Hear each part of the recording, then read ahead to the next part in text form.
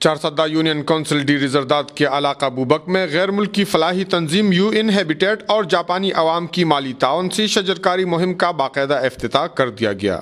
اس حوالے سے ایک تقریب کا انعقاد کیا گیا جس میں مقامی فلاحی تنظیموں پیپلز سی سی بی بوبک، الخیر ویلفیئر سوسائٹی عزیز آباد، ورلڈ سی سی بی ترلاندی کے نمائندوں اور علاقے کے عوام نے بھرپور شرکت کی۔ تقریب کے شرکاء سے خطاب کرتے ہوئے یو ان ہیبیٹیٹ صوبہ خیبر پختونخوا اور فاٹا کے پروونشنل منیجر زاہد نسیم خٹک نے کہا کہ ہمیں خوشی ہے کہ you in council dairy Zardad میں تنظیم کی جانب سے جاری پروجیکٹ میں مقامی فلاحی تنظیموں اور سی سی بیز نے ہمارا بھرپور ساتھ دیا ہے اور انہی کی تعاون سے پروجیکٹ مکمل طور پر کامیابی سے ہمکنار ہوا ہے۔ انہوں نے کہا کہ صحت مند معاشرے کے لیے شجرکاری بڑی اہمیت رکھتی ہے جس میں تمام عوام کو دل کھول کر حصہ لینا چاہیے۔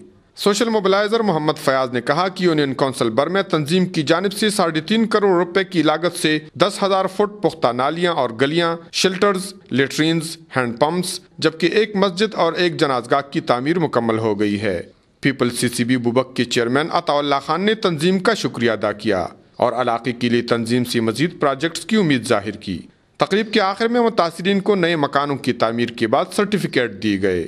کفایت اللہ، اے نیوز، چارسدہ۔